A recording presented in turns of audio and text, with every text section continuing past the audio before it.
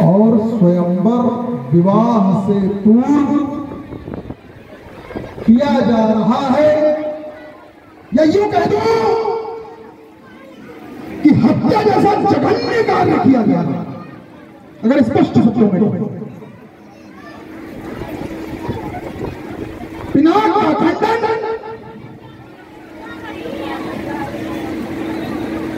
भगवान शंकर के दिव्य आयुध मानमर्दन एक धार्मिक राजा के द्वारा अधार्मिक कृत्य, और ये हमारा विरोध इस राज्यसभा के अंतर्गत। और जब तक हमारे इस प्रश्न का समुचित उत्तर, क्योंकि मैंने ये जाना है कि विद्वानों का समाज है, विद्वान लोग यहाँ पर उपस्थित हैं, तो जब तक हमारे इस प्रश्न का समुचित उत्तर हमको नहीं मिल जाता,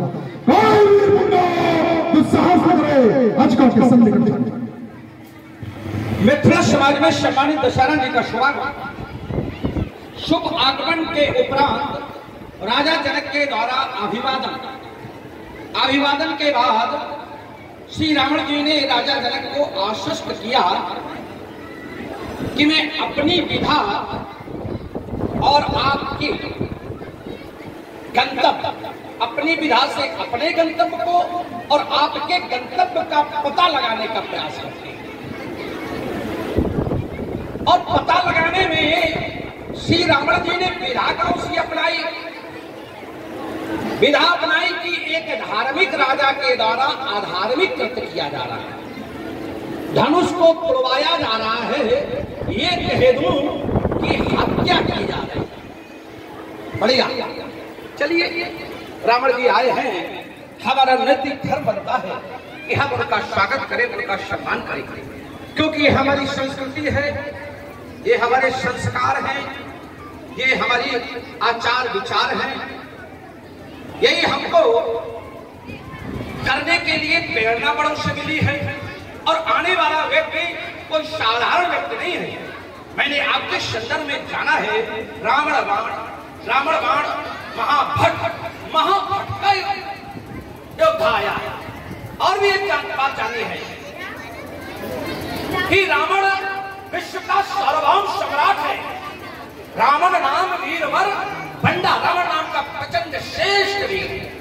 मैं विचार करने लगा कि अगर किसी वीर की पूजा करनी हो तो सिद्धांत कौन सा अनुपालन करे। तो एक सिद्धांत मिला कि वीर वीरेण पूजते, शास्त्र सम्मत सिद्धांत मिला। एक वीर को दूसरे वीर की पूजा करनी चाहिए। और फिर हमारा तो एक और भी कारण है कि आप हमारे मान्य के भी मान्य हैं, अर्थात हमारी बुआ की बेटी भी आपके छोटे भाई कुंभकर्ण को आई हुई है, तो आप तो हमारे मान्य के भी मान्य हैं। तो हमें आपकी पूजा करना चाहिए, आपका स्वागत करना चाहिए, आपका अभिनंदन करना चाहिए, मेरा नैतिक कर्तव्य। बड़ा ही सुंदर अभिनय श्री रावण जी। अष्ट मिथिला के पावन भूमि पर रक्त संस्कृति का प्रचार प्रसार करने वाले राजक्षेत्र पुलस्त वंश के कुल दीपक मां केसी के गोद के प्रसून सम्मानित दशहरा जी, ये मिथिला समाज आज आपको अपने मत पा करके गौरवान्वित हो रही है, गौरव का अनुभव कर रही है। आपकी गौरव में उपस्थिति समाज के लिए प्रार्थनीय नहीं है, अपने इस बाण के लिए भी प्रार्थनीय है, अभिनंदनीय है, वंदनीय है। अस्त्रबाण आपका अभिनंदन करता है, आपका स्वागत करता है, आपके चरणों में कोटि कोटि वंदन करता है। महाकाल जय जय श्री शंकर भगवान, जय जय भोलेनाथ। इस समय दशहरा जी ने अपने वक्तव्य को सुना और आपका एक अंतिम वक्तव्य मैं आधार बना करके अपनी वार्ता प्रस्तुत कर रहा हूँ। आपने कहा एक धार्मिक राजा के द्वारा ये अधर्म का कार्य किया जा रहा है। मैं ये समझ नहीं पा रहा हूं कि क्या धनुष को तोड़वाना अधर्म है, और अगर धनुष का तोड़वाना अधर्म है तो उसका आधार चाहता हूं श्री रावण जी। अच्छा, धनुष का तोड़वाना क्या धर्म है? हमारे तरफ फेंक देते, धनुष तोड़वाना क्या धर्म है? तो क्या धनुष को तोड़वाना धर्म है? क्यों? मैंने अपनी भूमिका में कहा कि भगवान शंकर के हाथों की शोभा रहा ये दिव्य आयुध राजा जनक के यहाँ स्थापित है। राजा जनक के द्वारा किया जा रहा है पुत्री का विवाह, आयोजित किया गया स्वयंवर। और अधार्मिक स्वयंवर के पूर्व धर्म और अधर्म, अगर इसको समझ लोगे तो समझ जाओगे कि अधार्मिक क्यों। राजा जनक एक मानवतावादी राजा, राजा जनक के द्वारा जिस दिव्य आयुध की स्थापना उनके पूर्वजों ने की, ईष्टवान पूजक रहे मैथिल समय नरेश, तो जिसको आराध्य मानकर वो अपना पूजन करते रहे हैं, आज राजा जनक ने अकस्मात ये निर्णय ले लिया कि इसको तोड़वा दिया जाए, इसलिए ये कृत्य अधार्मिक है मेरी दृष्टि में। चलिए सम्मानित दर्शक जी, आपके वक्तव्य को सुना। आपने कहा कि अगर ये अधार्मिक नहीं है तो क्या धार्मिक है? अब धर्म और अधर्म की समीक्षा कौन करेगा? धर्म या अधर्म की समीक्षा कौन करता है? समाज का के वो व्यक्तित्व जो धर्म पर चलने वाले होते हैं, जो अधर्म के शत्रु होते हैं, या ये कह दे कि समाज के श्रेष्ठ व्यक्तित्वों के द्वारा इस बात की समीक्षा की जाती है कि ये धर्म है कि ये अधर्म है। अगर ये अधर्म था, अगर ये अधर्म है, तो यहाँ पर बैठे हुए हैं सतानंदी, इनके द्वारा विरोध नहीं। यहाँ बैठे हुए हैं याज्ञवल्क्य जी, इनके द्वारा विरोध नहीं। यहाँ बैठे हुए हैं अष्टावक्र जी, इनके द्वारा विरोध नहीं। यहाँ बैठे हुए हैं उषा महाराज, इनके द्वारा विरोध नहीं। यहाँ बैठे हैं शांकल्य ऋषि, उनके द्वारा विरोध नहीं। इस नगर में उपस्थित हैं गार्गी जैसी विदुषी महिलाएं, उनके द्वारा विरोध नहीं। और इस समय के महाजन व्यक्तित्व विश्वामित्र जी भी बैठे हुए हैं, तो उनके द्वारा भी कोई विरोध नहीं। और शब्द वार्ता पर विश्वामित्र जी ने तो अपनी पुष्टि कर दी कि जिस समय वो नगर में आए और राजा जनक ने अपनी इस नगर की रचना दिखाई और रचना का मूल बताया, तो उस समय उन्होंने कहा भली रचना। राजा जनक, तुम्हारी रचना भली है, अच्छी है, तो अगर अधर्म था तो फिर रचना अच्छी कैसे हो गई? इन धार्मिक लोगों के द्वारा, ऋषि मुनियों के द्वारा, ऋषि समुदाय के द्वारा, ज्ञानियों के द्वारा क्यों नहीं इसका विरोध किया गया? अर्थात मेरी दृष्टि में मैंने निर्णय लिया कि समीक्षकों की दृष्टि में ये धर्म ही हो रहा है। यद्यपि आपकी दृष्टि में अगर अधर्म है, एक शब्द जोड़ रहा हूं कि आपकी दृष्टि में अगर अधर्म है, अधर्म माने हिंसा, अधर्म का अभिप्राय हिंसा से, हिंसा करना अधर्म है। एक सिद्धांत मिलता है अहिंसा परमो धर्म। यद्यपि अहिंसा परम धर्म है और धर्म हिंसा तथैवचा, और धर्म के लिए अगर हिंसा भी की जाए तो उससे भी श्रेष्ठकर है। अगर आपकी दृष्टि में ये अधर्म है, हिंसा है, तो फिर कहीं न कहीं धर्म के लिए ही आयोजन होगा। अल्प विराम के साथ जाएगा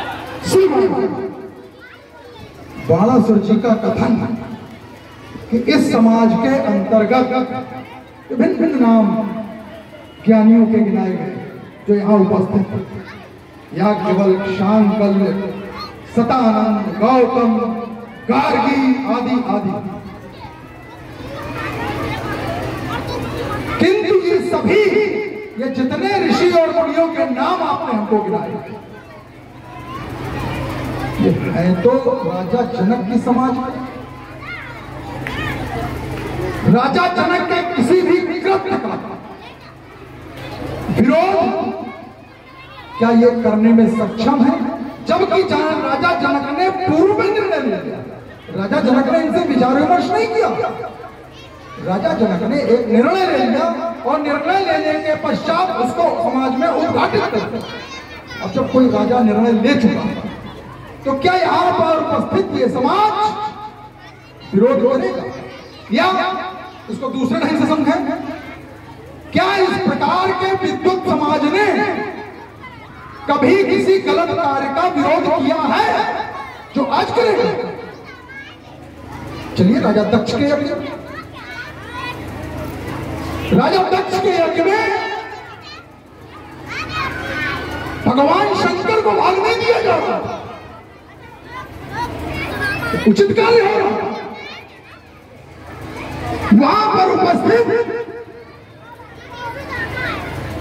दधीच और रामदेव को छोड़ बहुत बड़ी समाज, पूरे विश्व का समुदाय वहां एकत्रित था। किसी किसी ग्रंथ में तो यह भी प्रमाणित होता है कि वहां पर स्वयं श्री हरि उपस्थित, और किसी ने इस कृत्य का विरोध नहीं किया कि इस यज्ञ में भगवान शंकर को उनका भाग क्यों नहीं किया गया। क्या किसी के द्वारा विरोध किया गया? वही स्थिति आ गई। ये समाज के कुछ लोगों को छोड़ दिया गया। तो इनका नाम गिना रहे याज्ञवल्क्य गार्गी,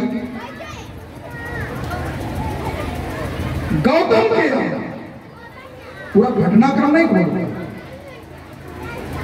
गौतम के यहां इंद्र के द्वारा एक कुत्सित कार्य किया गया। यहां के उपस्थित समुदाय में तथा कथित ऋषि समुदाय में, जिनका आपने नाम लिया, विद्वत समुदाय में किसी एक व्यक्ति ने विरोध किया गौतम के अतिरिक्त, क्योंकि गौतम का निजी मामला था, इसलिए गौतम ने विरोध किया। इसके अतिरिक्त बता रहे हैं, याज्ञवल्क्य ने विरोध किया हो, यदि गार्गी ने विरोध किया हो, किसी ने कहीं से कोई विरोध किया नहीं किया, सिर्फ चलिए बहुत बढ़िया। वास्तव में बड़ा सुंदर संवाद श्री रावण जी और वरुणासुर जी के बीच में। इससे प्रभावित है हमारे बड़े भाई श्री मनोज त्रिपाठी रामनगर। आपकी ओर से 51 मुद्राओं से श्री वरुणासुर जी और श्री रावण जी का स्वागत किया गया है। हम इससे आशीर्वाद की कामना करते हैं।